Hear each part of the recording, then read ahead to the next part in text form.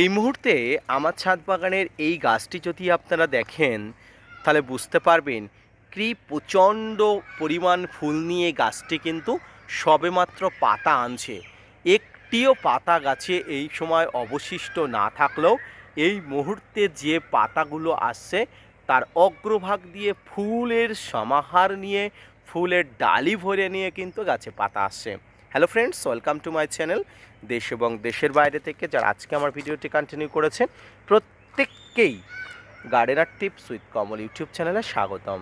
ছাদ বাগানে আজকের ভিডিওর আলোচনার বিষয়বস্তু হলো লেবু গাছের ফুল আনানোর যে ট্রিটমেন্ট, তার মধ্যে অন্যতম যে ট্রিটমেন্ট ওয়াটার ট্রিটমেন্ট।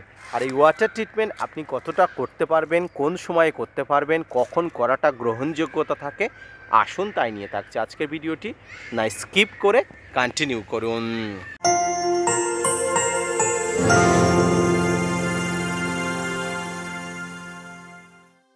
প্রিয় দর্শক, এই মুহূর্তে গাছের গোড়াটা আমি আপনাদের দেখাবো একদম শুকনো খটখটে। লেবু গাছের ওয়াটার ট্রিটমেন্ট হলো এমনই যাতে লেবু গাছের প্রচুর পরিমাণ ফুল আসার জন্য একটু ওয়াটার ট্রিটমেন্ট করতে হয়। তার জন্য দুটো একটা গাছে একটু শুকিয়ে যাবে, সম্ভাবনা থেকে যাবে, তবে এটা কিন্তু একদম সিম্পল। এই মুহূর্তে লেবু গাছে প্রচুর পরিমাণ ফুল আসার সম্ভাবনা আপনারা দেখুন, প্রত্যেকটা ডালের মাথা দিয়ে কিন্তু ফুল আসছে। এটা কিন্তু একটা অনন্য পাওনা। এখনই কি করতে হবে, এখন থেকে লেবু গাছের গোড়াতে একটু জল আস্তে আস্তে বাড়াতে হবে এবং গাছে এই মুহূর্তে একটা ফাঙ্গিসাইড এবং কীটনাশক দিতে হবে। ফাঙ্গিসাইড এবং কীটনাশকের মধ্যে আপনি সাপ, ম্যানসার, Bavistin, Ridomil Gold, Blitox, blue copper, M45, Amistar top, Antracol, blue copper যে কোনো ফাঙ্গিসাইড ব্যবহার করতে পারেন, সর্বোচ্চ 1 ml বা 1 গ্রাম।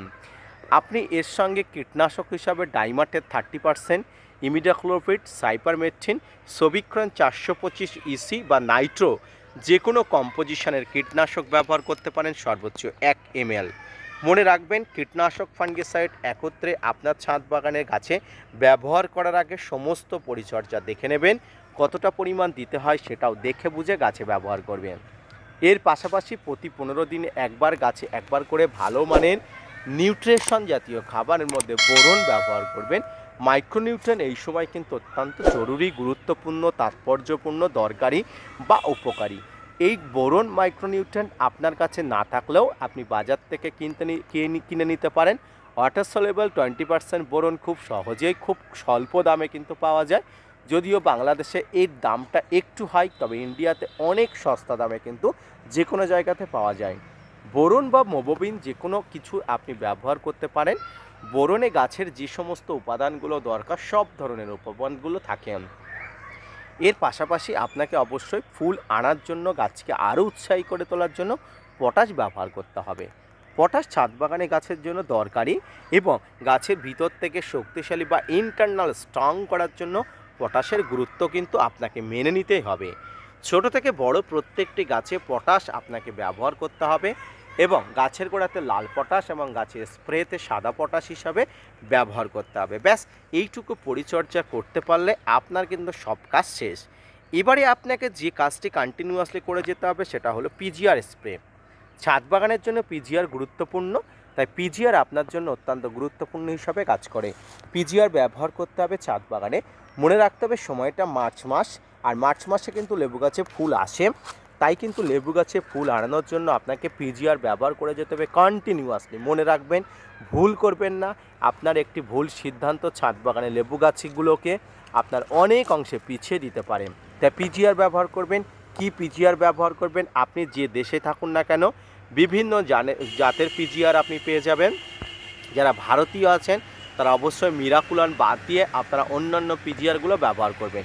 এক্ষেত্রে বলি ট্রাইকন্টানাল জাতীয় পিজিআরগুলো বাদ দিয়ে ব্যবহার করবেন, কারণ ট্রাইকন্টালে প্রচুর পরিমাণ গাছের সবুজ পাতা আনার সহায়তা করে, বৃদ্ধি করে। এই সময় বৃদ্ধি দরকার নেই, গাছের ফুল দরকার। তাই ট্রাইকন্টানাল জাতীয় পিজিআরগুলো বাদ দিয়ে আপনি যে কোনো পিজিআর ব্যবহার করতে পারেন। প্রিয় দর্শক, মার্চ মাসে লেবু গাছের এই পরিচর্যা আপনি করতে পারলে গাছ ভরে ফুল আসতে আপনার বেশি সময় নেবে না। আজকের ভিডিওটি এই পর্যন্ত। আশা করি বুঝতে পেরেছেন, আশা করি বোঝাতে পেরেছি।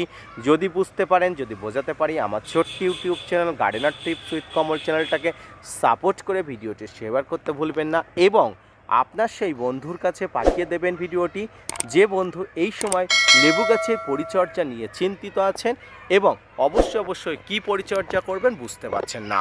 ধন্যবাদ।